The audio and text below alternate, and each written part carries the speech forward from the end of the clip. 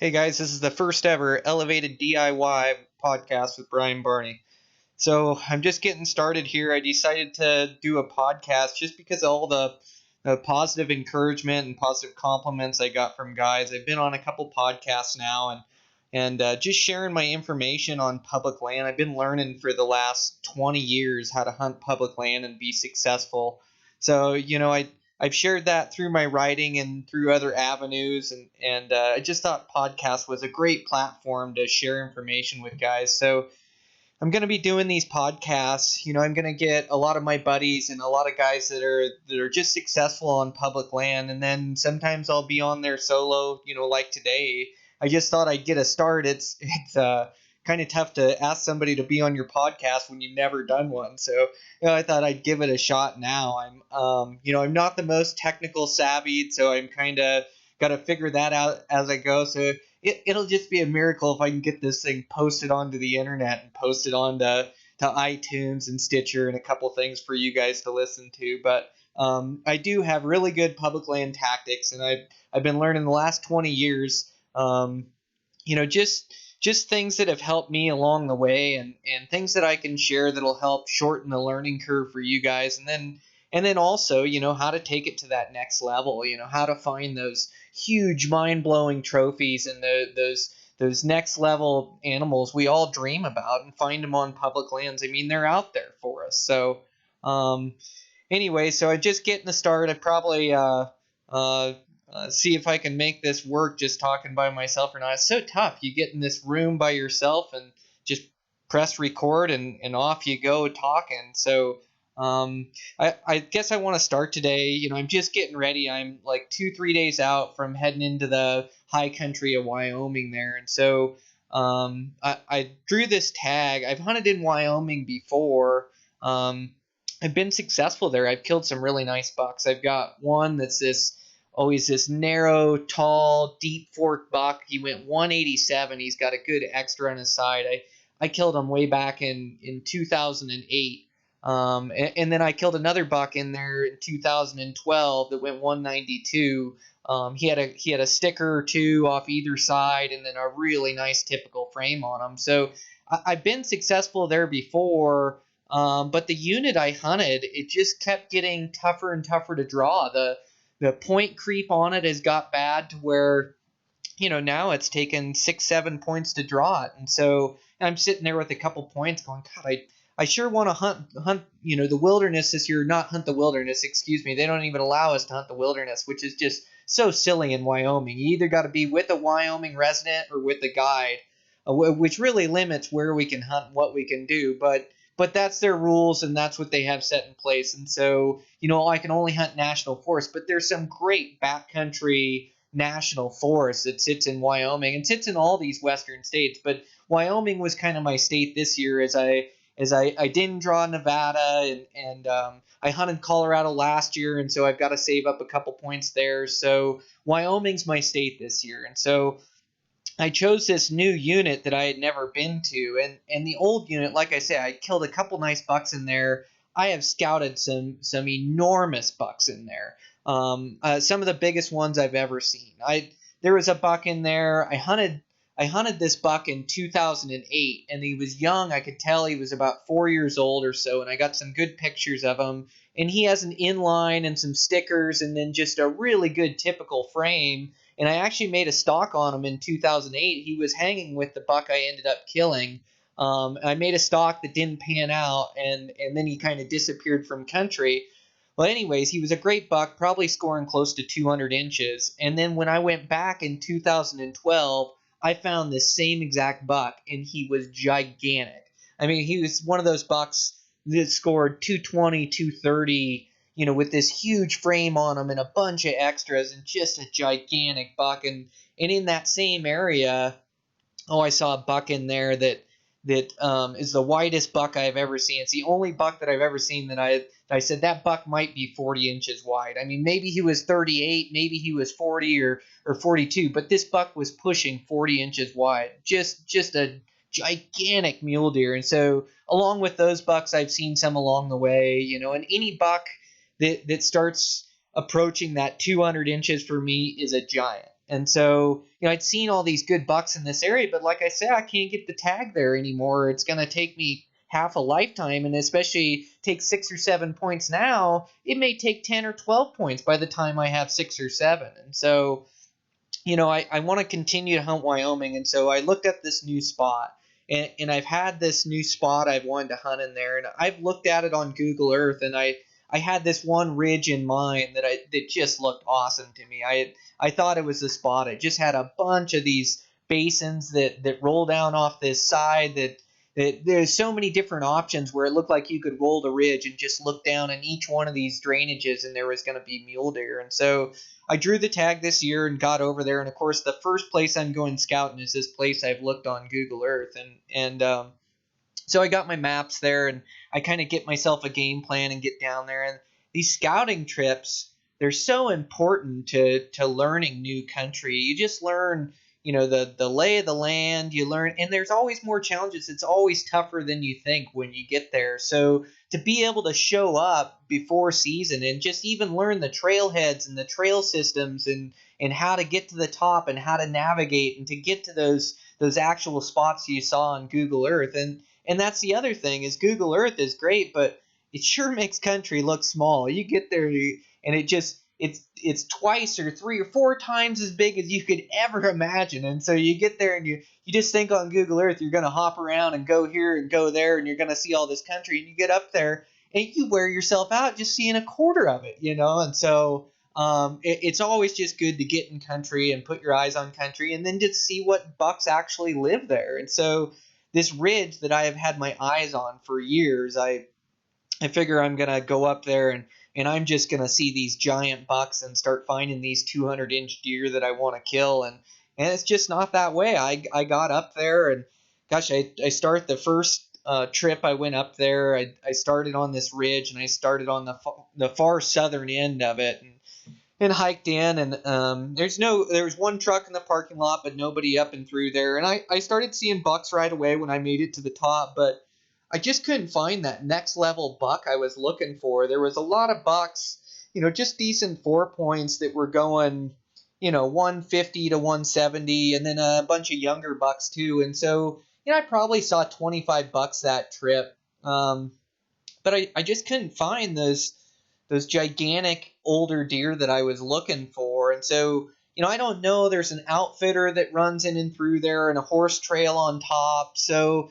I just think it maybe gets enough pressure to where they're getting shot out of there during the rifle season, where it's just not where the big ones hang. Now, I did find some good deer in there. I found this one buck that was probably high 180s, fairly wide, older, and he had 4 stickers. And so that became my number one. And so I saw him, and I saw a couple more 170 bucks, and some with some extras and some inlines. And so I knew the genetics were pretty good. And so, I came home and reviewed my pictures and my video and kind of thought about it and looked on the map again. And I thought, well, I'm gonna go in again and pick a different spot. And so I went in this ridge kind of on the north end now to kind of see what lived on the north end.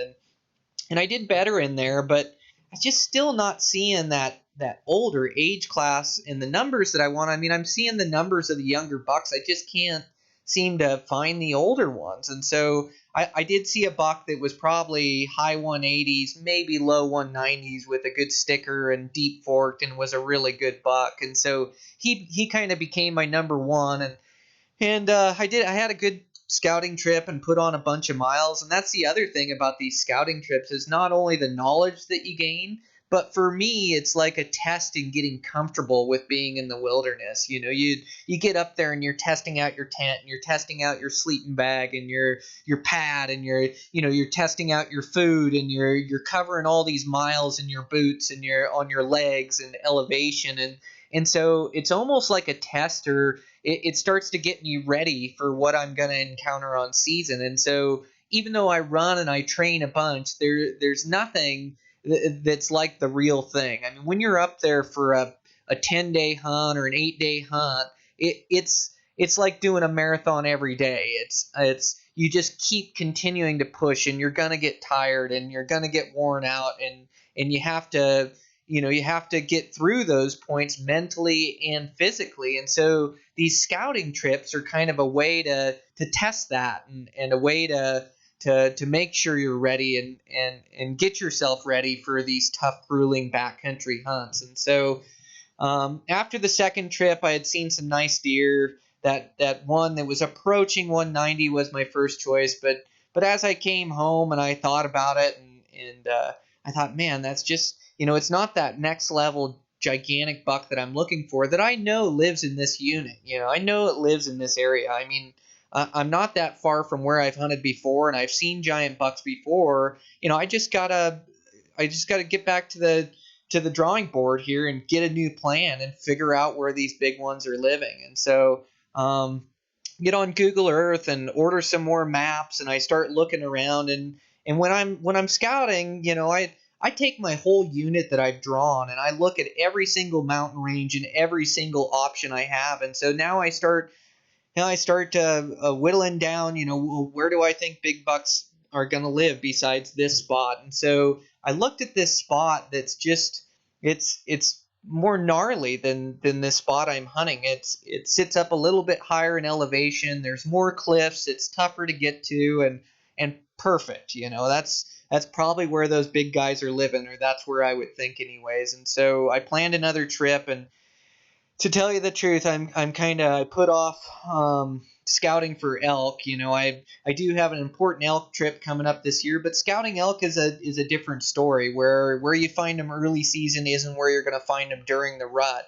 And this spot I'm elk hunting this year, I have 40, 50 days into hunting this place, so I've got a bunch of good spots, and I've got ideas of where I'm going to go.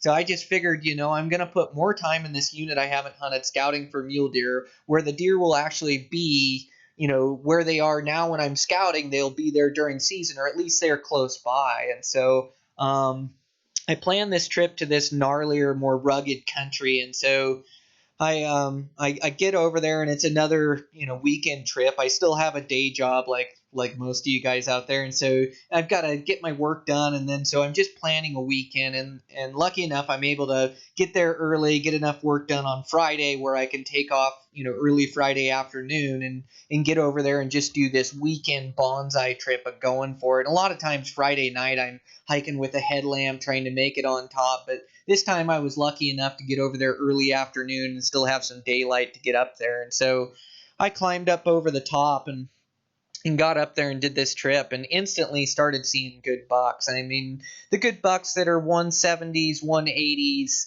nothing next level yet, but seeing some really good bucks. And so that started to pique my interest, and then I just went for it. It was a bonsai trip. I'd hate to even guess at how many miles I did, but maybe 30 or 40 miles, something like that. I mean, I got up on that ridge and just started cruising country and looking in all these drainages and all these spots, and started to pick out some good bucks. And then eventually I was able to find, a couple drainages that were really holding some giant deer and some great numbers. And yeah, I saw a buck in there with a couple extras, super wide, 32, 34 wide, that heavy next level buck that, he's going to score right around 200 inches. And I saw another couple in there that are going to be around that same mark. And so, man, I'm just super jacked. I came home, got myself a good game plan for it. And then this hunt starts, it starts on the 1st of September. So today's, the 27th, 28th, something like that. So like 3 days away now. And so I've got all my stuff just laid out all over the floor here. It takes me a couple days to get ready. I really should have a spreadsheet that I go by, but like most, I just fly by the seat of my pants. I've done it so many times and so many trips that if I just lay it out on a tarp or on a piece of canvas, is what I lay mine out on. I just lay it out and lay all my stuff there, and then I give myself a couple days to remember anything I forgot, and I kind of go through it and have a mental checklist of what I do. So I'm not the most organized in the world, but I very rarely forget anything I need, and I get everything down in there, and then I start working on my menu. So I went up and got my food, and just typical my fashion, just no shopping list, no nothing. I've just done it a million different times, and so I know what I need to bring and what I need to get, and how I'm going to put it together. And I know, for my food and what I do, it's usually 1.5 to 2 pounds of food per day. And I used to do daily bags, and then I'd make those bags 2,200 to 2,800 calories per day. And that's a good way to make sure you've got enough food. But anymore, I just do one food sack and kind of plan out my meals in my head and kind of get enough stuff to get in there. And I don't do any Mountain House anymore. I just don't like the way they make me feel. I don't like all the preservatives and sodium they put in it, and it just it doesn't make my stomach feel right up in there. So I don't do Mountain House meals anymore. I do a lot of whole foods, but I just do foods that are going to taste good up there. You're going to crave foods, and you need calories, and some you're going to burn 5 to 10,000 calories a day when you're putting out that output, and so you're going to be working off a deficit. And so the most important thing for me is to make sure my body's in this ketonic state, or my body's used to going into a ketonic state. And I don't know everything about about my diet and health and fitness, but what I've learned over the years is to have your body be able to it converts over and starts using your fat for energy, and it does that. That's called a ketonic state, is when you run out of fuel, or you run out of carbs and sugars for your body to burn, your body switches over and starts using fats. Well, if your body isn't used to doing that, it shocks the system, and you almost feel sick to yourself, and you can't make that transition over and have that same energy. But me doing a lot of trail running and training and running on empty stomachs and teaching my body to run off its fats, my body will transfer over seamlessly. So if I'm running a calorie deficit, which we all will be in the hills, you can't pack enough food to get enough calories for that high mountain hunt. You got to teach your body how to go into this ketonic state where it can start burning its fat reserves for energy. And so I do this through a lot of my long trail runs and things like that. And so, I teach my body that, and that's the most important thing for me. And then I just bring a lot of foods that taste good and make me feel right. It's maybe not the healthiest menu in the world, but I try to do a good mix of carbs and protein and not too much sugar. And I eat really healthy throughout the entire rest of the year. And then when I go into the mountains, I'm not afraid if I have a few extra pieces of licorice or something. And not that that's what I live off of. I like to live off whole foods. I like to have peanut butter and breads, and I like to have nuts and berries, not freeze dried, but dried berries and apples and things of that nature. And then I do salami, and I do pepperoni sticks and string cheese, and then I'll do crackers, like Triscuits or something like that. And then I for meals, I'll run those for meals sometimes, and then I'll also run. One of my favorites is like I run like this breakfast granola. So I'll put granola in a Ziploc bag, and then I'll do I'll put some berries in there, and then maybe even some nuts, and then I'll put powdered milk in there, and I just add a little bit of water, and then it's like a cereal with milk when I get all said and done. And so that's one of my favorite meals in there, because I don't need to cook, I don't need to clean up, and I just pour some water in there, and I instantly have 800 to 1,000 calories, this huge meal. And so that's one of my favorites. I love oatmeal. And then I'll run oatmeal cookies, and I'll run another one of my secrets that just tastes so good in the mountains, and maybe it's not the best thing for you, but gives you energy to burn, is cinnamon rolls. So we have this place, Wheat, Montana, that I usually go, and I stock up on cinnamon rolls, and then I'll cut them into pieces and put them in Ziplocs and bring them up there. And I love eating those. And so I kind of get this diverse menu of stuff that I really like to eat that tastes really good.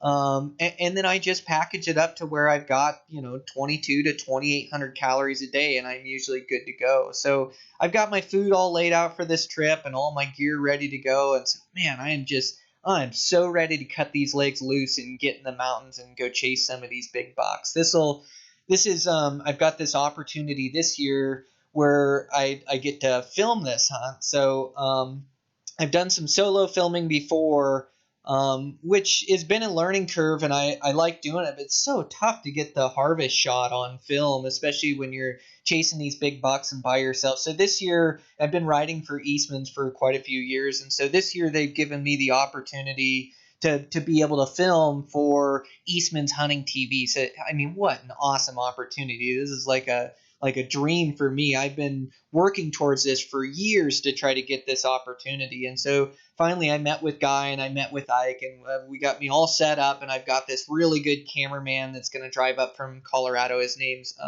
Lane. I believe it's Lane Walters, or maybe I don't have that right, but Lane anyways. And so I've been in touch with him, and he's a really good bow hunter on his own and a really good film guy. And so we've been talking back and forth, and so he's going to drive up and meet me and go on this hunt, and then we're going to capture the whole thing on film. So like I say, this is just a huge opportunity for me. So I'm going to try to lay down the best footage I can. It's like a make or break it for me. I finally get this opportunity, and the only way it's going to make an episode on Eastman's is if I harvest a buck on film and a good buck on film, and then it can make an episode. And so I've just got my head set on this deal and this hunt coming up. I've been running hard all summer long. I mean, I hardly missed a day running unless I was in the mountains.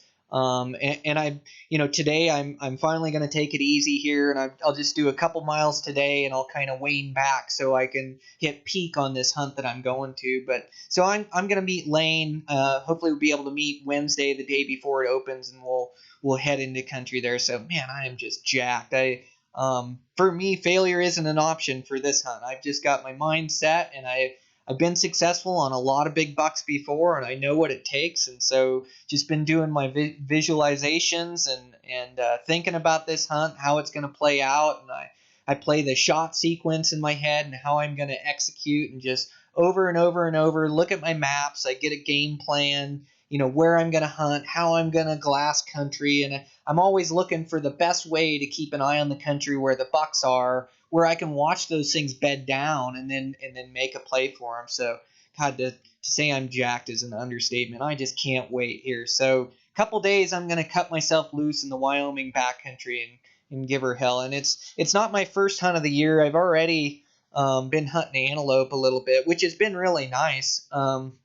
Antelope are some of my favorite animals to hunt. They're just I have this respect for them. You start hunting them with a bow, and their eyesight and how they see and their instincts and stuff, they are one of the toughest animals to spot and stalk with a bow, and especially in the open country. And so I just gained this respect for them where I just love hunting them. And the other thing about hunting antelope is you don't get just one stalk in a season like on elk or on mule deer. Not that you only get one, but you get very few chances. Where antelope, if you're doing it right, you're getting 3 to 5 stalks a day. That's a lot of experience and a lot of chances to practice your skills stalking. And so they have made me better at hunting and better at stalking and better at bow hunting. And one of the big reasons for it, is just you get so much opportunity. And so I just love hunting antelope, and our antelope season here in Montana opens August 15th. And this year the pressure was kind of on because I have this Wyoming hunt, which we're going to film, and then I get back for a couple days, and then I'm heading straight to Alaska for my dream hunt, a moose and caribou hunt, where I'm going to float down this tributary of the Yukon with a couple buddies, and we've got some good tags. But anyway, I got that hunt, and then I come back from that, and then I straight into an elk hunt that we're going to film. And so I don't have much time. Antelope season opens with a rifle, I think like October 9th or something like that, and that's about the end of my elk hunt. And so really I've got this window of time to get it done. Boy, I got a lot of hunting this year. I'm probably going to end up getting fired. I won't. I own my own business, but boy, it's a lot of hunting this year, which is just a dream world for me, being able to spend as much time hunting the woods as I can. And so anyway, so I really short on time for antelope, as I've got this couple week window, and my wife, she's got her biggest sale at work happens right in the middle of it, where we've got a weekend where she just can't cover for me. She's working 12 to 16-hour days, day in, day out. And so, I hang out with the kids. And so me and the kids kind of teamed up and chased antelope around there for a little bit. And we were close on a couple stalks. I got drawn on one good buck. I was with my youngest daughter, Katie, and we spotted these bucks.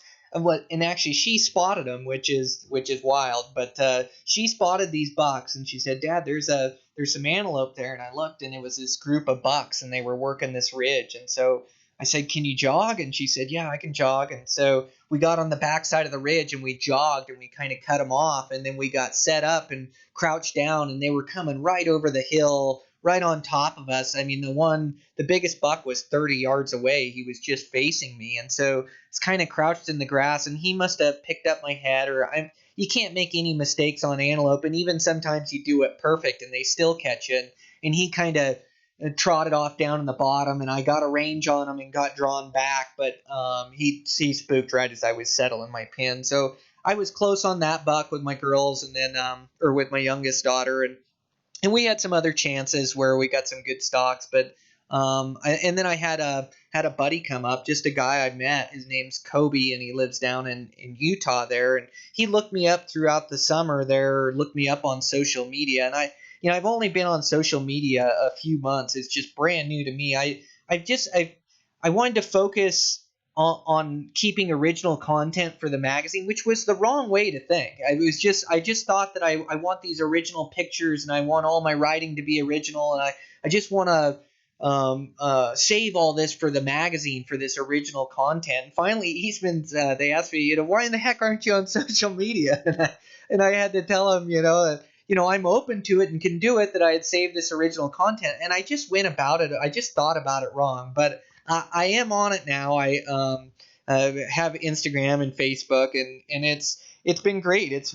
I'm able to reach more people, and I'm able to share my photos, and I still have great content for the magazine. It hasn't made any difference on that. It's just it's given more people a chance to find me and see who I am, and me to be able to share my thoughts, and people get to know you more. You post on there every day or every couple days, and you post how you really feel, and you post your pictures, and so it's out there for everybody to see. So anyways, Kobe looked me up on social media, and he wasn't looking for an exact spot to hunt or anything. He was just looking for some help out. He wanted to come up here and come antelope hunting and could get an archery tag. And so, I helped him out on maps, and then, he said, "Well, I'd love to meet up with you while I'm up there." And I said, "Well, I don't know. I may draw this Nevada tag. I may be gone, but if I'm around, we'll meet up. I'd love to meet up with you."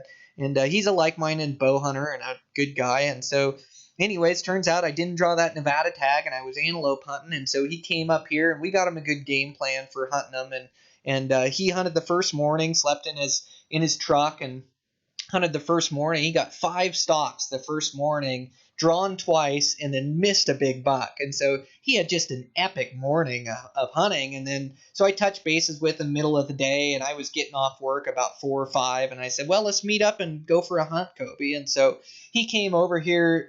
We had him hunt in the other valley, and so he came over here to my house, and we met up and did an afternoon hunt. And so we went to one of my favorite spots where you got to bounce down this gravel road for miles and miles, and then there's just a few sections of public that sit amongst this private land ranch that just have a bunch of antelope in it. And so I met up with Kobe, and we drove out there and got out there, and I'd seen these antelope a ways off, and so we went to go check on those. And antelope, they have a knack for just making the right moves at the right time. And so we're going really slow and coming up over these ridge lines really slow and looking for these bucks that we had seen, or these antelope we had seen over there.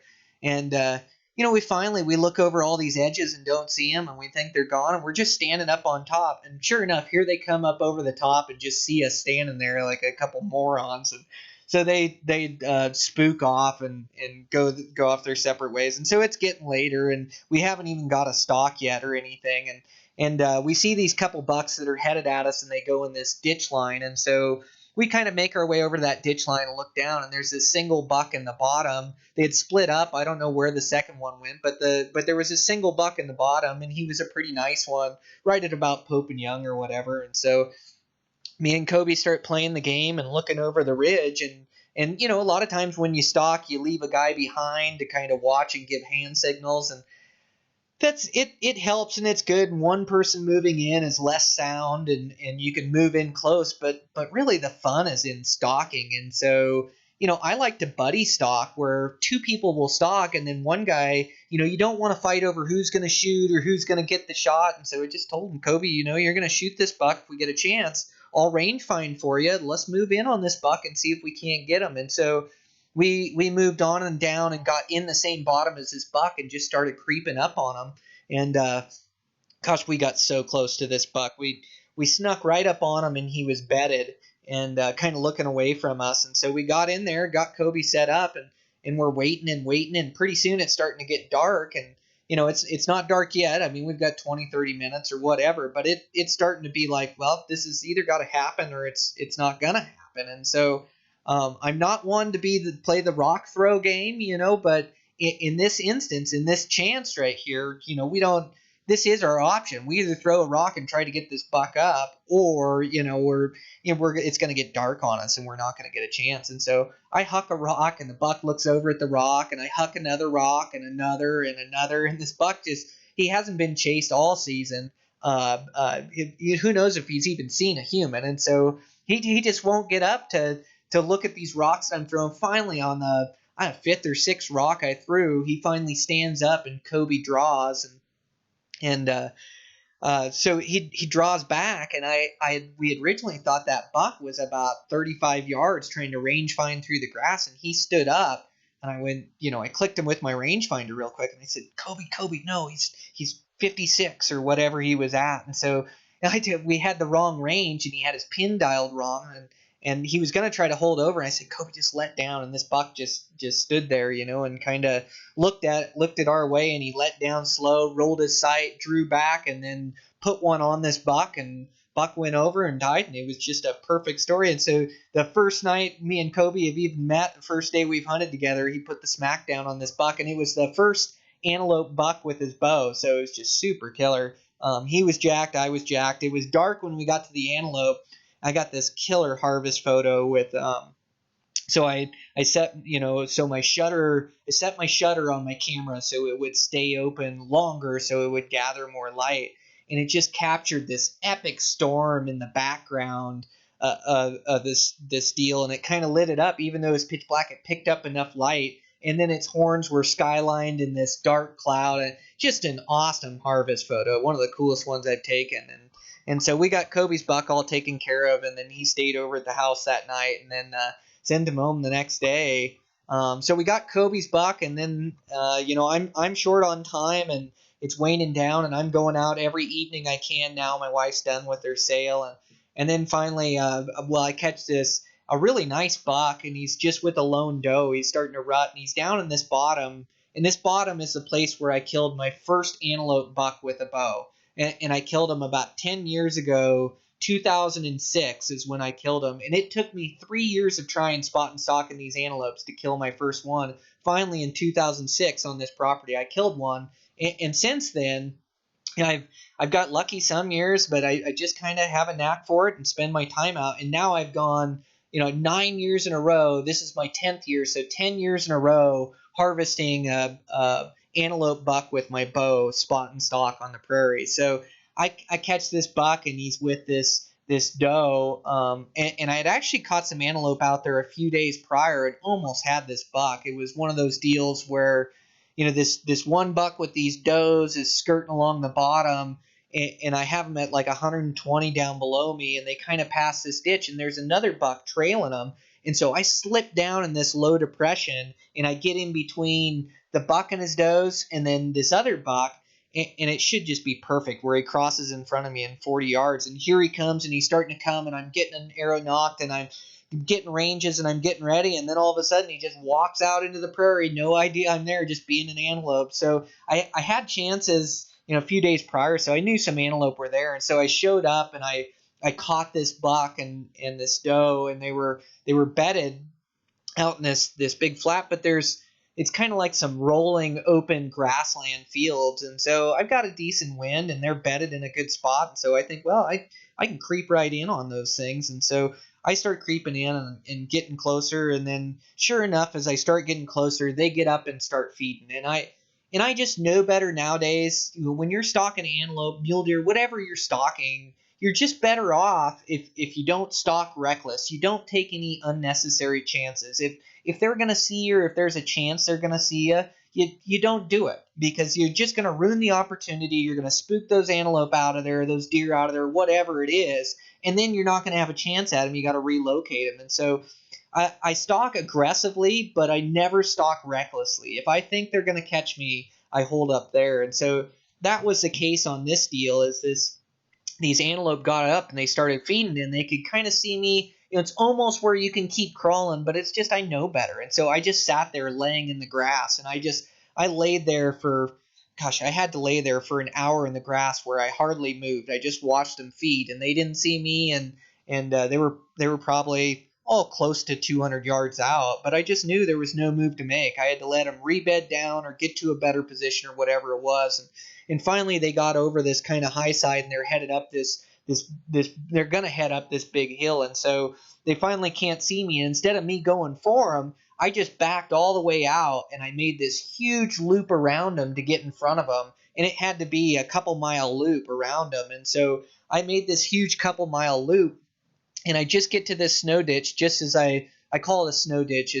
They've got a couple snow fences in it that collect the snow drift right there, and then it's this ditch that runs along this property, and it runs for a mile out there, and it's kind of this low spot where they can't see. And so I make it all the way around to this low spot, and then I just start hustling down, and then I can see them coming up over the rise, and they're coming towards me. So I just set up in front of where they're going to come. I mean, I'm spotting stalking, but you gotta outsmart them. And so I don't have to move in to call it a spot and stalk. If I get in front of them and they come by me, that it works just the same. And so I get in front of this doe and the doe and the buck, and they're coming right at me. And so you've always got to keep low below the grass line so they don't see you. And so I get my arrow nocked and rangefinder ready, and I'm ready to go. And here comes this doe, and I see this doe coming, and she's coming, and I can't see the buck because I can't get up high enough to see the buck coming, because I'll expose myself to the doe. And so I start grabbing some ranges on the doe as she's coming, knowing that buck's following her. And she's 60 and 50 and 40, and pretty soon she's 30, and she's coming right towards my ditch and going to cross it. And so I end up just laying down flat in the ditch, which usually you always want to keep yourself ready to shoot. But I know if I keep ready to shoot, she's going to come over this ditch. She's going to see me. She's going to spook and run off, and she's going to take this buck with her. And so I'm laying just flat on my back in this ditch as she crosses at 30 yards. And she looks at me at 30 yards and obviously sees this lump of camo or lump of solid colors laying in the grass flat. But she doesn't spook, and she kind of gets a little bit nervous, but crosses the ditch, and then she's not exposed to me anymore. And so, I just get back up to my knees and look back, and here comes this buck, and he's just a gorgeous buck, and he comes, and then I get a quick range on him, and he was out there a ways. I mean, open country antelope hunting, you gotta be ready to take some longer shots, and not that I want to take extreme long shots, but he's right in my wheelhouse. He's like 65 yards, and so he's broadside 65, no idea I'm there, dial in, and I had kind of a right to left wind, and so I put it a little bit back on him, a little bit to the right, aim, and executed my shot. And the shot, if I'm being honest, the shot didn't move from where I was aiming. It hit him square in the liver right there, which is a good shot on antelope. And I was testing a new broadhead for this. It's a Eastman sponsored broadhead that I've got to use on this filmed hunt. So I wanted to make sure it's going to work okay. So it's a Gravedigger two-bladed expandable, really aerodynamic. And I've tested it in the wind, but this wind did not budge my arrow whatsoever. But it got him good. I mean, heart, lungs, or liver, they die. And I never aim close to the shoulder because I just don't have the kinetic energy to get through that shoulder. It seems like if I hit that shoulder, I don't get them, whether it's an elk or an antelope. And so I always aim a little bit back off the shoulder, and this time for wind, I aim back, towards the liver or whatever. Ended up hitting him right in the liver, and he made this. He took off 100 miles an hour, and made this circle, and then started coming right at me like a charging antelope coming at me. Pretty soon he's 50, 40, 30, 20, and he's right there. And I'm thinking, God, I'm going to have to throw my bow at him to stop him from running me over. But he circled off and then ran out and died. And boy, he was dead within 45 seconds or whatever. The broadhead did its job, and it was a lethal good shot. But yeah, just absolutely jacked to get him. I mean, every year I kill those antelope. Sometimes it's the toughest hunt of the year, and it takes me 20 stalks. And sometimes I get it done on my first stalk, and this wasn't my first stalk. But it was my first good opportunity and my first shot. And so so far this season, it's been 100%. I killed a really nice bear in the spring with my bow that was spot and stock out here in Montana. A really nice chocolate color phase bear. And then, one arrow on my antelope. So 2 arrows fired and 2 Pope and Young trophies. The buck, he's right along the lines of my good ones out here. He's just a great one. And I just look for a good mature animal. Pope and Young's right around 65. I usually look for around 70, and this buck's right in there.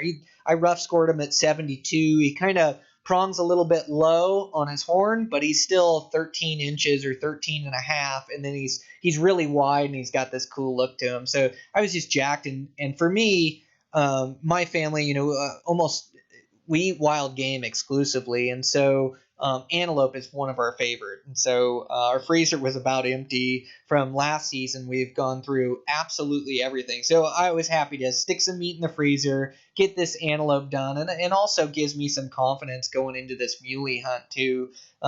Just with execution and stalks, and when you practice stalking antelope, you get thinking like a hunter and coming over these ridge lines, and you just start stalking better, to where you're hitting on all cylinders. So when I get to Wyoming and I'm stalking these big bucks, I've already got a handful of stalks under my belt, and so I can hit the ground running over there. So yeah, I'm just jacked. I'm going to take off on this Wyoming mule deer hunt in a couple days here, and just try to continue on my season and have some continued success. So this is the first podcast.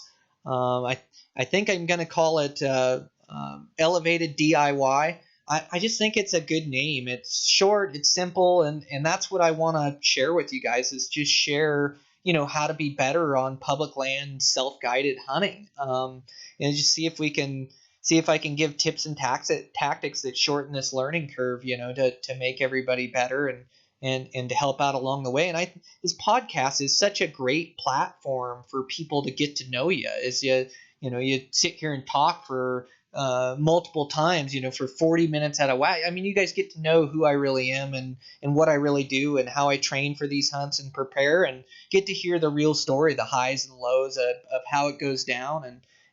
So this is my goal. I've just got to keep with it now. The best way I learn at doing stuff is just by doing it, by getting started and putting something out there. And so this will be the first one. And then I'm going to try to do one with Lane, my camera guy in Wyoming, while we're in camp or in the high country of Wyoming. I'm going to try to do one and record it and then put that out there. And I've got a busy September, October, but I'm just going to try my best to keep getting on and keep putting out these podcasts, and then, work hard to get guests on here and get guests that you guys know, but also guests that you don't know. I mean, there's all these guys that are successful on public lands that nobody's ever heard of, that kill some giant animals, and their insight into hunting public land and hunting self-guided is so valuable. And so that's the goal of this deal. And so yeah, I mean, I think that's about it for the first episode. I think we wrap this one up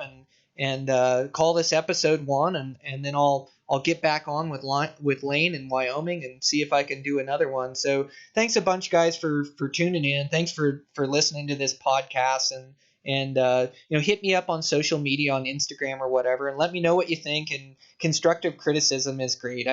I need to learn as I go, and I need to learn to get better of what you guys want to listen to, what you guys want to hear, what I did right and what I did wrong. And I don't have a lot of expensive equipment yet. I've got a $20 mic I bought and a camera and an editing software, and I'm just trying to figure it all out. So let me know what you guys think. I'm gonna try to post it to iTunes and to Stitcher, and so leave me some reviews on there as well. That'll really help me out, and just let me know what you guys think, and hang in there with me. It's a work in progress, and so I think it's only going to get better as it grows, and only going to get better as it goes. The more I do it, and the more I get comfortable, talking onto this mic and putting out these podcasts, the better I'm going to be to give you guys the information that it takes to be successful. So good hunting out there, guys. Thanks again for tuning in. We'll talk to you soon.